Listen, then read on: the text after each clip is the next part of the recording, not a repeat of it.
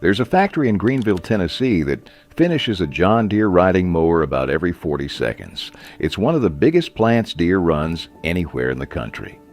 The 100 series comes off that line. So does the S240 lawn tractor, the Z300 and Z500 zero turns. Deere itself is an American company, incorporated in Illinois, headquartered in Moline, traded on the New York Stock Exchange under the ticker DE. And it still doesn't make this list. The phrase "made in America" has an actual legal definition. Hold a mower up against it, and almost nothing survives. 4 brands do. Deere isn't one of them, and neither is the mower most people on the internet will tell you is the safe, patriotic pick. Before I name anybody, here's exactly how I'm judging them. 3 tests. First, the machine has to be fabricated and assembled in the United States, not bolted together here from a crate of foreign parts. Fabricated. Steel goes in one door, a mower comes out the other. Second, the parent company has to be American-owned. No foreign parent holding the keys. Third, no manufacturing operations overseas. Mowers made here by a company that actually lives here. Now the FTC runs a stricter version of this. 3 conditions: domestic final assembly, domestic processing, and domestic components. All of them. No meaningful foreign content anywhere in the chain.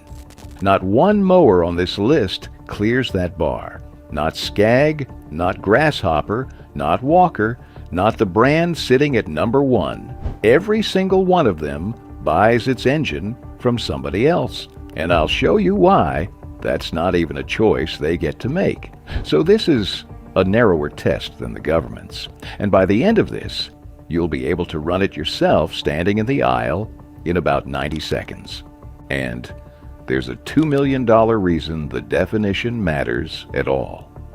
In January 2024, a federal court in the Northern District of Texas entered a consent order against Kubota North America.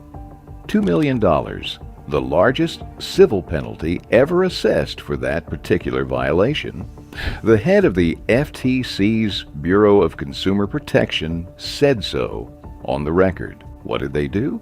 They put "Made in USA" on replacement parts. Thousands of them. Parts that were wholly imported. Here's the detail that turns a headline into a story. That wasn't Kubota's first time. Back in the late 1990s, the FTC came after them over lawn and garden tractors carrying the same language and the same problem: significant foreign content under an American label. Kubota signed a consent order. That order sat on them for 20 years, and it expired in 2019. The conduct the government went after this time started in 2021, 2 years after the leash came off. 2021 is also the year the rule finally grew teeth. The Made in USA labeling rule took effect in August of that year, and that's what made civil penalties possible. Before that, the FTC could tell a company to stop. It couldn't make it hurt. That's why this was the largest penalty ever handed down, not because Kubota did something nobody had ever done before, but because for the first time, there was a number attached. A federal judge had to enforce 3 words. 3 words on a sticker, and someone paid $2 million because they got them wrong. So no, this isn't about vibes. There's a written test, there's a court that enforces it, and there's a receipt. Which brings us to the thing that makes the whole aisle so slippery. Because most of the brands waving a flag at you aren't breaking that rule. They're doing something perfectly legal, and it works better than lying. Look at any mower on any lot. One logo on the deck, one name on the tag. It feels like one company built that machine. It didn't. There are at least 3, and they're usually from different countries. Start with the engine, because that's the one nobody flips the shroud to check. Almost no mower brand on earth builds its own engine. Briggs & Stratton, Kohler, Kawasaki, Honda. Those are separate companies with separate factories and separate countries of origin. And this isn't laziness. Small engine manufacturing consolidated down to a handful of players decades ago, and the tooling, the emissions certification, the volume you'd need to make your own engine pencil out. A mower company doing a fraction of the units simply cannot get there, so they buy. All of them buy. Scag buys, Walker buys, and Walker's own website says that engines and transmissions and gearboxes come from outside suppliers. That's not a scandal. It's the industry. Second company, the transmission. The gearbox that actually drives the wheels. In this market, it comes down to two names, and I want you to watch what happens when you check who owns them. Tough Torque builds in Morristown, Tennessee. Real Tennessee plant, real Tennessee workers, and Tough Torque's own materials say the company handles all manufacturing functions for its products within U.S. facilities, and that it's committed to being an American-made product. Listen that again, because a Japanese-owned company just told you it's committed to being American-made, and both halves of that sentence are true. Tough Torque was established in 1989 by Kanzaki Kokyukoki of Amagasaki, Japan, and it's a subsidiary of Kanzaki, which sits inside the Yanmar Group. Now the other one, Hydro Gear, Sullivan, Illinois. This is the brand people point to as the American answer, except Hydro Gear's own company history says it was founded in 1991 as a joint venture with Danfoss, and Danfoss corporate records list Hydro Gear as a subsidiary. Danfoss is Danish, Nordborg, Denmark. So there's your drivetrain choice. A Japanese-owned company building in Tennessee, or a Danish-owned company building in Illinois. There is no American-owned option.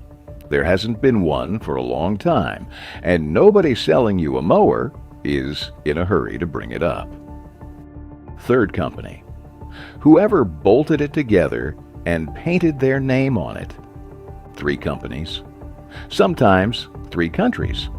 One logo. And here's the sentence this entire video is built on. Where a thing is built and who owns the company are two completely separate questions. The flag on the box answers one of them. Sometimes it answers neither. Keep that in your head, because we're about to run 4 brands through it. Number 4 is Walker, out of Fort Collins, Colorado. I want to start with them for a specific reason, and it's not the machine. Go to Walker's own website, and they tell you flat out that they don't manufacture every part. Engines, transmissions, gearboxes, some of the attachments. Those come from outside. Nobody made them say that.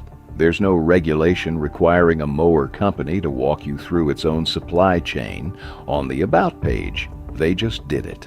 And when a company volunteers the weakness before you can find it, that tells you something about every other claim they make.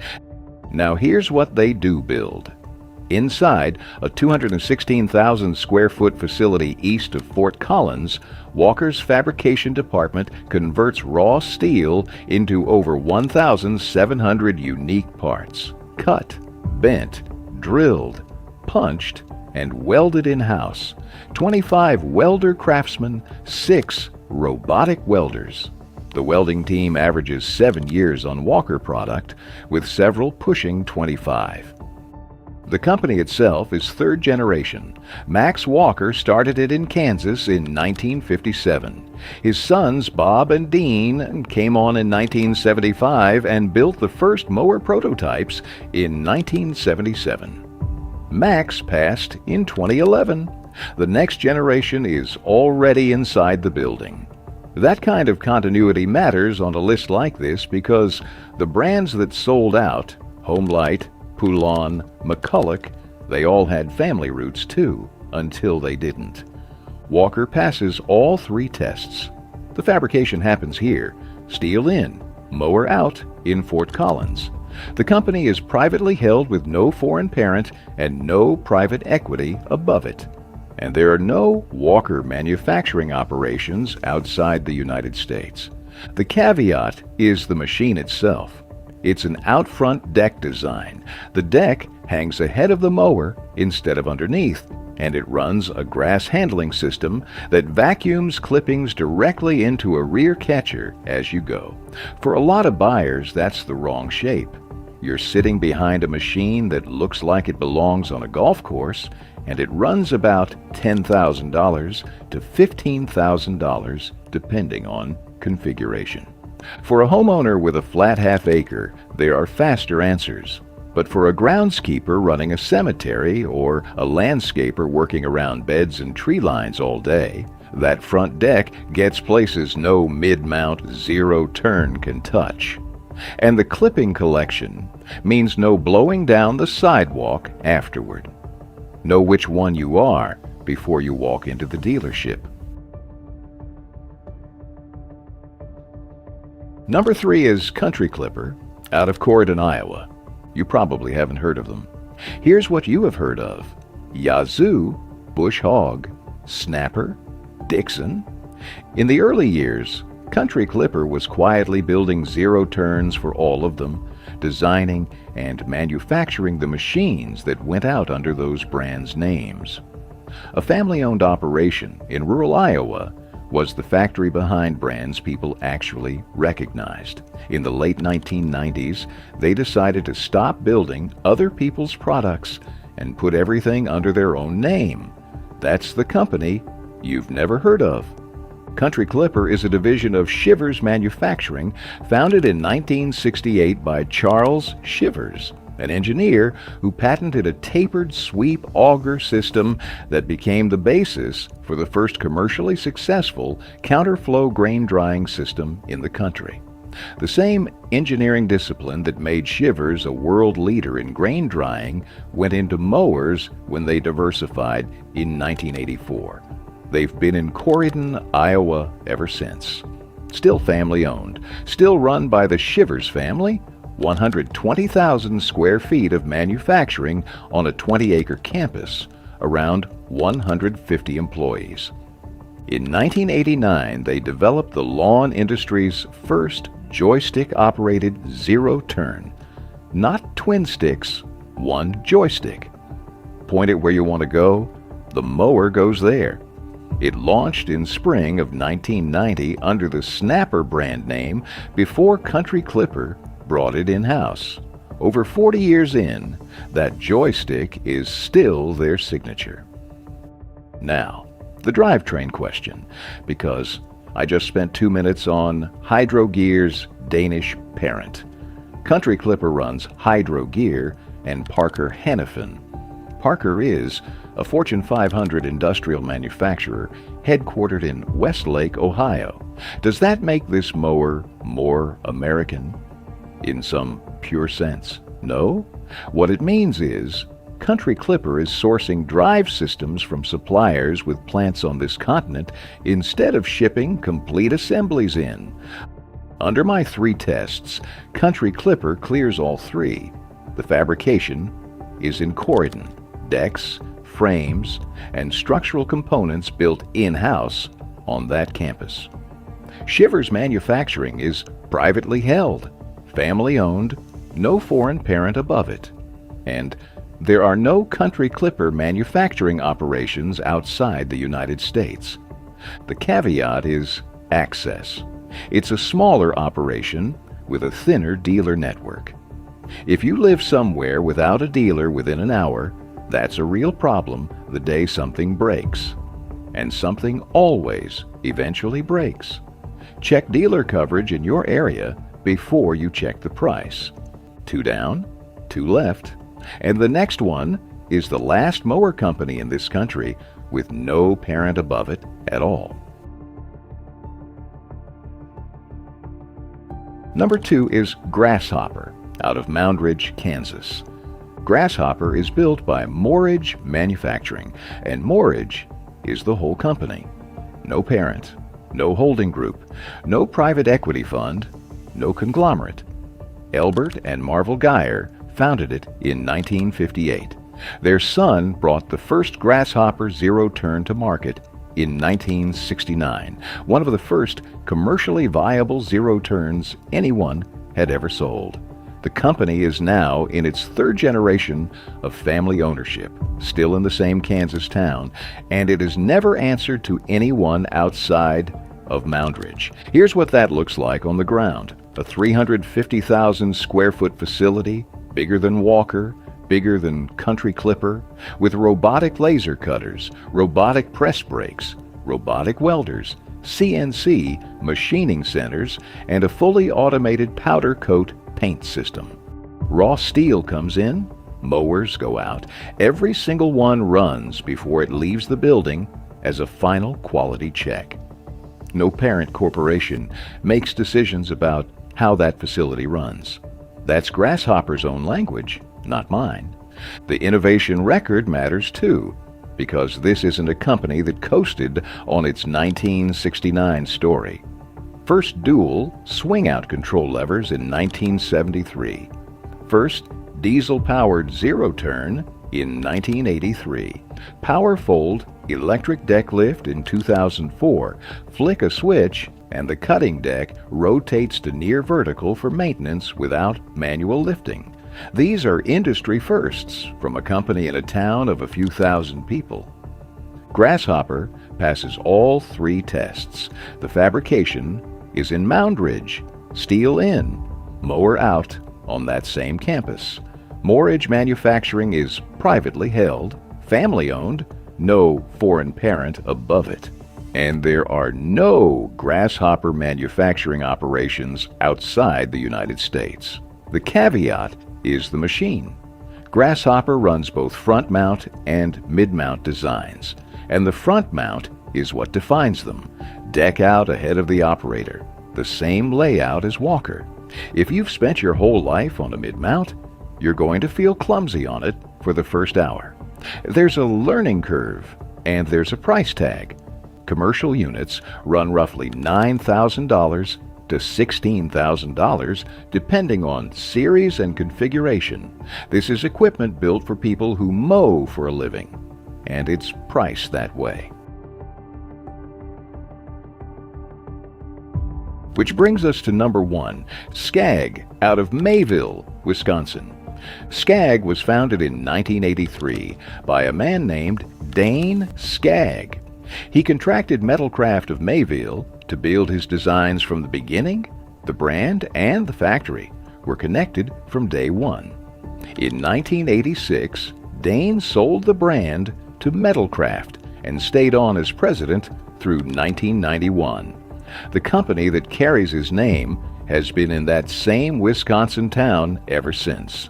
Metalcraft of Mayville traces its heritage to 1920, over a century in Mayville.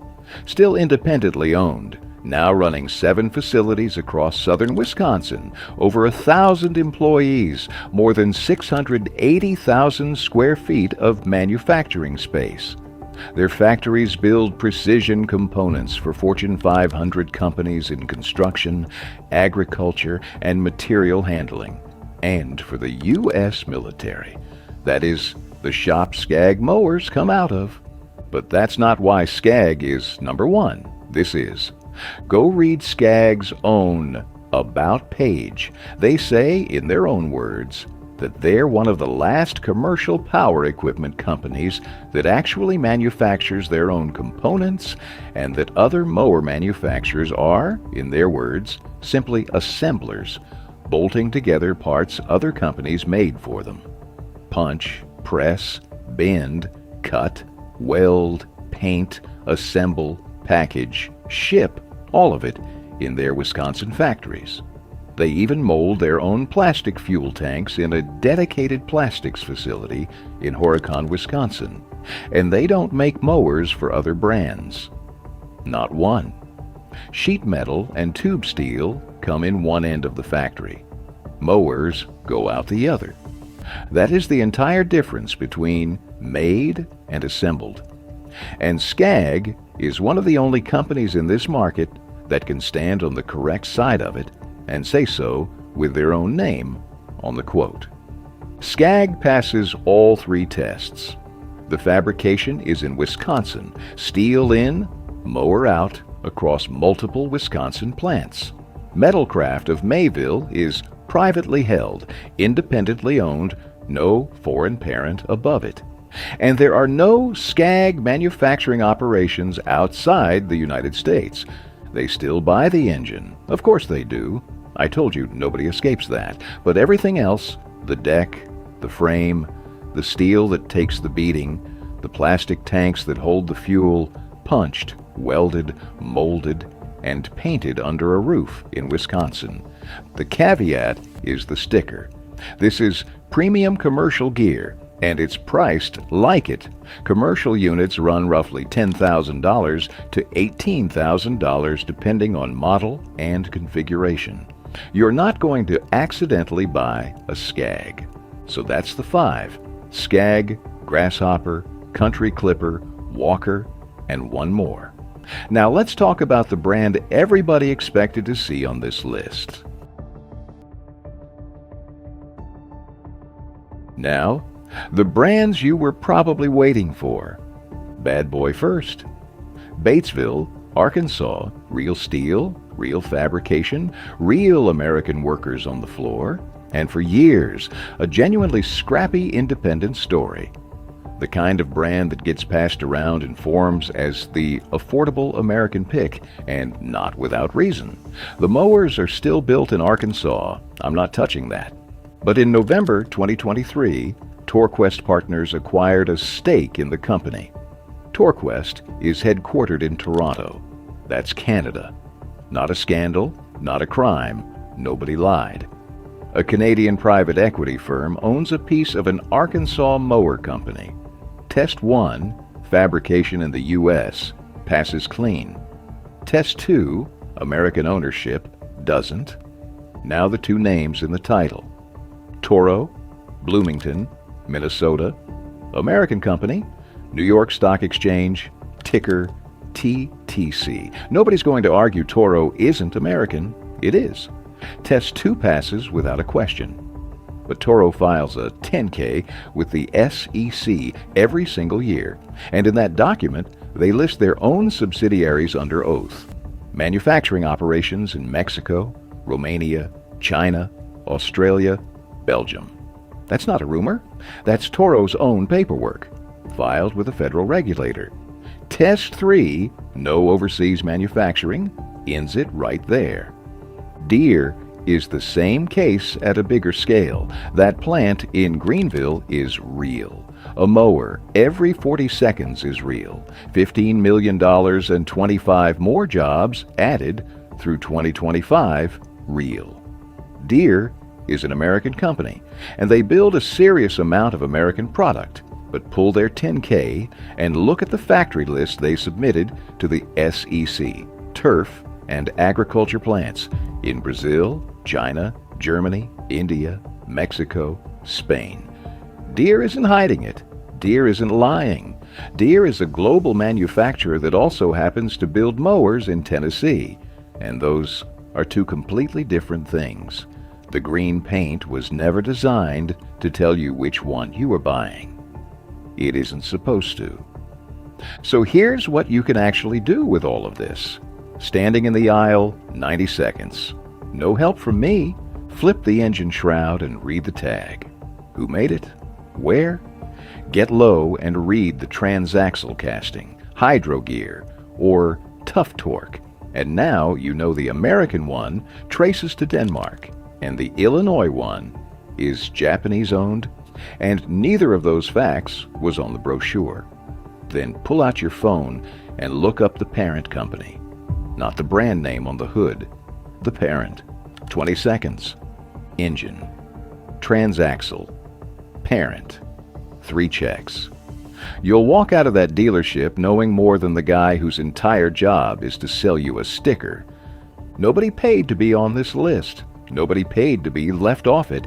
And if you're still holding out for a mower that's 100% American, engine, transaxle, every bolt, it doesn't exist. It hasn't for a long time. Now you know exactly why.